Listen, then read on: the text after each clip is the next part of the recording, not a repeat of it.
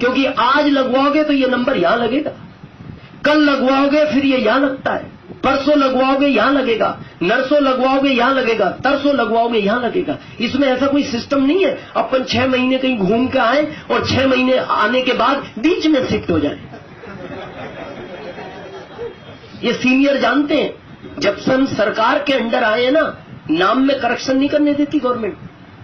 जब आप form fill up करते हो ऊपर एक रेड लाइन फ्लिप करती रहती है, नो करेक्शन, सोच समझ के इंटर करें।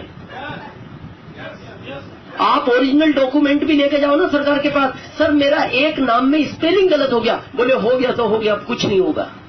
अब बताओ, जो सरकार नाम करेक्शन नहीं करने देती वो आपको बीच में ले आएगी।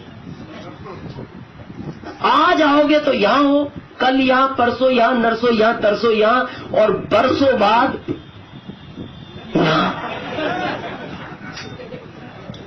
हाँ वो दिखाई नहीं देगा, वो बहुत नीचे चला जाता है, वो दिखाई नहीं देगा। और यहां पता है या दुख क्या होता है, मैं दुख बताता हूं आपको। दुख ये होता है, जिंदगी भर आदमी के दिमाग में एक प्रश्न घूमता है, काश ये वाला नंबर क्या होता।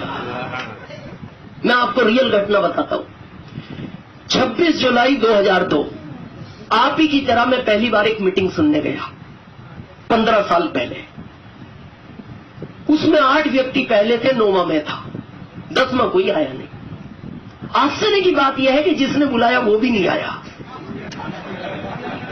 और उससे भी बड़ा आश्चर्य इस बात का है वो आज तक नहीं आया।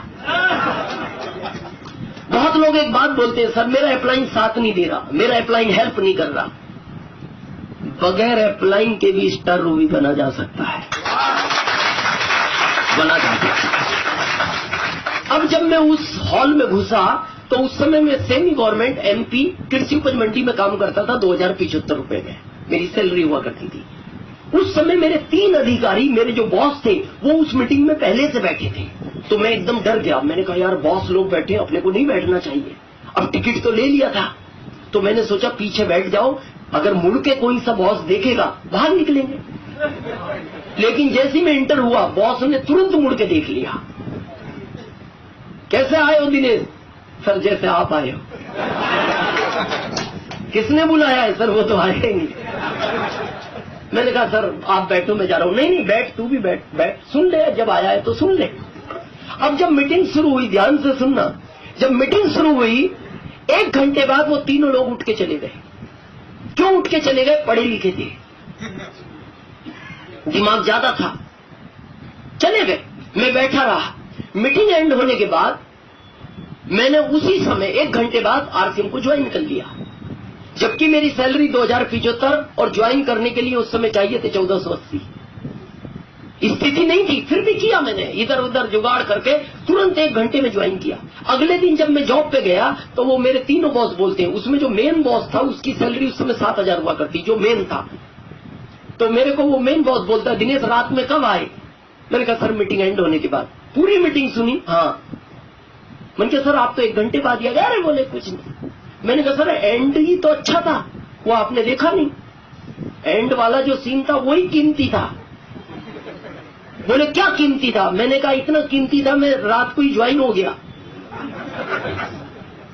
बोले बहुत जल्दी की? मैंने कहा हाँ सर, वो लास्ट का जो मेरे को पॉइंट लगा वो इतना पावरफुल था, मैंने उसी समय जुगाड़ करके ज्वाइनिंग ले ली। फिर पता वो मेरे को क्या बोलते हैं? मैंने कहा सर आपका क्या विचार है? उनका, अब उनकी कहानी सुनना, क्या बोलते हैं? दिनेश ये पढ़े लिखे लोगों का काम नहीं है, इसको अच्छे लोग नहीं करते, ये बेवकूफ लोगों का काम है। और जो कम पढ़े लिखे लोग होते हैं वो ऐसा काम करते हैं, लेकिन तूने सही डिसीजन लिया है। समझे आप? इनडायरेक्टली उनको जो मेरी बेइज्जती करनी थी लास्ट लाइन में कर दी। क्या बोले? ये पढ़े लिखे लोगों का काम नहीं है, ये अच्छे लोगों का काम नहीं है, ये बेवकूफ लोगों का काम है, पर तूने सही डिसीजन लिया है। कि मतलब उसमें तू सबसे पहले शामिल होता है। 3 साल पहले तीनों ज्वाइन हुए हैं।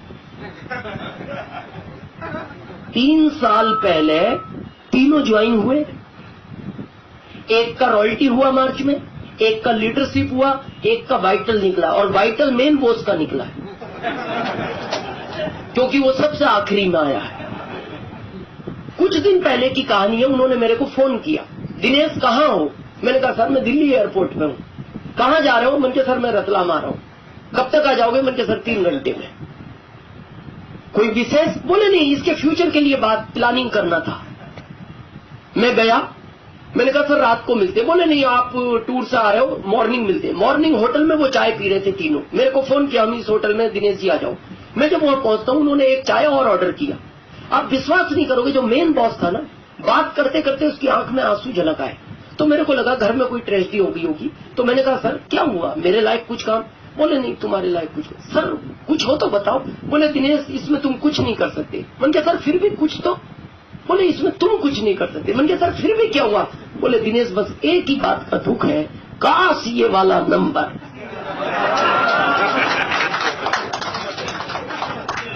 ना होता। अब मैं आपसे पूछता हूं, ये 12 साल का दुख है उनके मेरे बीच में, 12 साल का, ये खत्म हो सकता है? ये जिंदगी में खत्म नहीं होगा। जिंदगी भर आंसू आएंगे और यही दुख रहेगा कि उस मीटिंग में हम भी थे, उसमें दिनेश भी था, काश उसी समय ये वाला नंबर। मैं आपसे रिक्वेस्ट करता हूं, ये दुख आप मत लेके जाना, समझ के करना, अप्लाइंग से प्लान और देख लेना, सब कुछ देख लेना, लेकिन आ ही गए हो तो इस चीज को मत छोड़ना। ये आज नहीं तो आपके भविष्य में आपके बच्चों के काम आएगी, भले आपके समझ में आज ना आए। क्लियर है? हम सब यहां इकट्ठे हुए हैं इसलिए कि सबको पैसा चाहिए। एग्री है मेरी बात से? जितनी भी प्रॉब्लम इस दुनिया में है शायद पैसे के लिए है। भाई भाई से लड़ता है, कारण पैसा है। बच्चे माँ बाप से अलग हो जाते हैं, शायद कारण पैसा है। 4 बर्तन जिस घर में होते हैं आवाज आती है। सहमत हैं आप मेरी बात से?